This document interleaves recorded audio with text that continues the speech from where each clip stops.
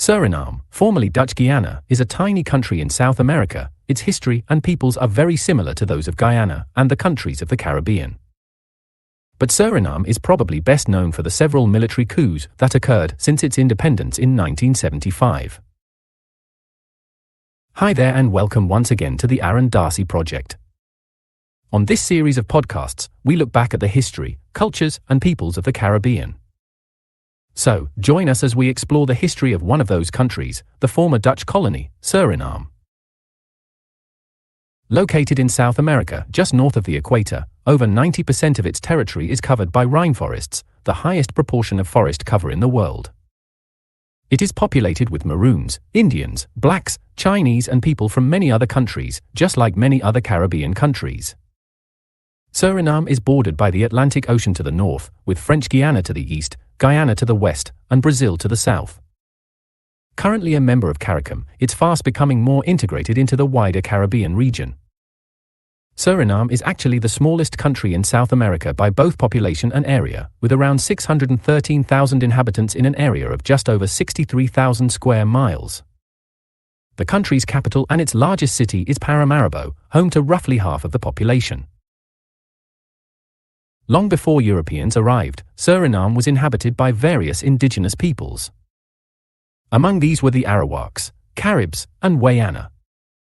The Dutch arrived in the 16th century and established control over much of the country's current territory by the late 17th century. During this period of Dutch control, Suriname became a lucrative source of sugar with a plantation economy that was driven by African slave labor. However, after slavery was abolished in 1863, indentured servants were brought from British India and the Dutch East Indies to work on the plantations. These are among the similarities shared with other Caribbean nations. In 1954, Suriname became a constituent country of the Kingdom of the Netherlands, and on November 25, 1975, it gained independence following negotiations with the Dutch government. The country continues to maintain close diplomatic, economic, and cultural ties with the Netherlands as well as nations within the CARICOM group of countries. Suriname's culture and society are deeply influenced by its Dutch colonial past, as witnessed by its architecture and language. It is the only sovereign nation in South America where Dutch is the official and dominant language. Approximately 60% of the population speaks Dutch as their native language. But Suriname Tongo, an English-based Creole language, serves as a widely used lingua franca. Surinamese today are mostly descendants of slaves and laborers brought from Africa and Asia by the Dutch colonists. The country has a highly diverse population, with no single ethnic group forming a majority, but it does have large Muslim and Hindu populations. The majority of these people live along the northern coast, close to Paramaribo, making Suriname one of the least densely populated countries in the world. During the 16th century, the French, Spanish, and English explored the area, and a century later, Dutch and English settlers established plantation colonies along the fertile rivers of the Guiana Plains. The earliest documented colony in this Guiana region was an English settlement called Marshall's Creek, which was located somewhere along the Suriname River. Following this, another short-lived English colony called Suriname existed from 1650 to 1667. However, disputes continued between the Dutch and the English over control of the territory, and this led to the Treaty of Breda in 1667. This treaty allowed the Dutch to keep the plantation colony of Suriname, which they had gained from the English. In exchange, the English got New Amsterdam, the main city in the Dutch colony of New Netherland in North America. New Amsterdam would later become the city of New York. Plantation owners in Dutch Guiana, as it was known then, relied heavily on African slaves to keep up production on the plantations. These plantations produced coffee, cocoa, sugar cane, and cotton, but the treatment of their slaves was notoriously brutal, even by the standards of the time. Historian C.R. Boxer noted that man's inhumanity to man just about reached its limits in Suriname. This brutal treatment caused many slaves to escape the plantations, and with the help of the native South Americans living in the adjoining rainforests, these runaway slaves established a new and unique culture in the interior that was highly successful in its own right. They came to be known collectively as the Maroons.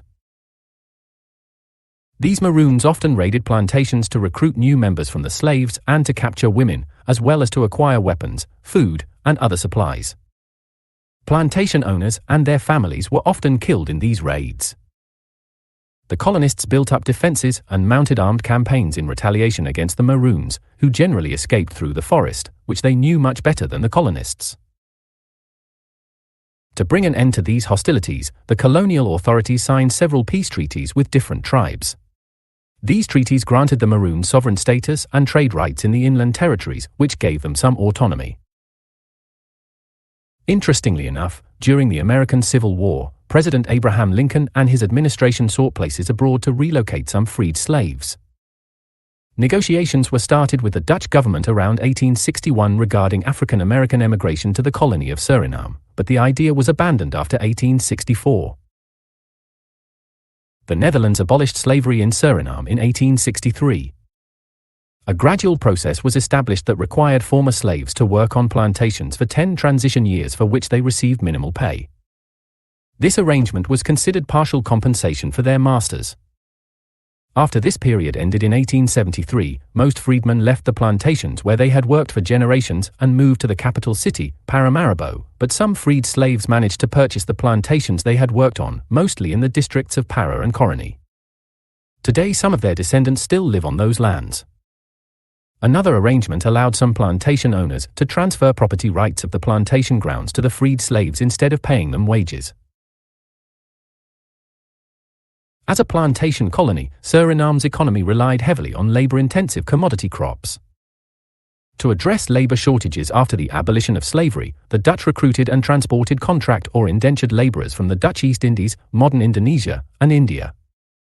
Additionally, in the late 19th and early 20th centuries, small numbers of laborers, mostly men, were recruited from China and the Middle East.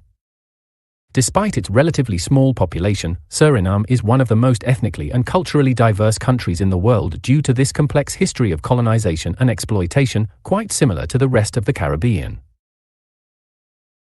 Another notable fact is that, during World War II, under an agreement with the Netherlands government in exile, the United States sent 2,000 soldiers to Suriname to protect the bauxite mines in support of the Allies' war effort. In 1942, the Dutch government in exile began to review its relations with its colonies in preparation for the post-war period. In 1954, Suriname became one of the constituent countries of the Kingdom of the Netherlands, along with the Netherlands Antilles. In this arrangement, the Netherlands retained control over defense and foreign affairs of these countries. In 1974, the local government, led by the National Party of Suriname, NPS, began negotiations with the Dutch government for full independence. This path to independence was actually initiated by the then left-wing Dutch government, and Suriname became independent on November 25, 1975. Johan Ferrier, the former governor, became the first president of Suriname, and Henk Aaron, the leader of the NPS, was chosen as prime minister. The Dutch colony of Guyana had gained independence and had now become self-governing. But what challenges would this young nation face in the years ahead? Join us on the next episode of the Aaron Darcy Project when we will look back at the years after Suriname became independent. Goodbye for now.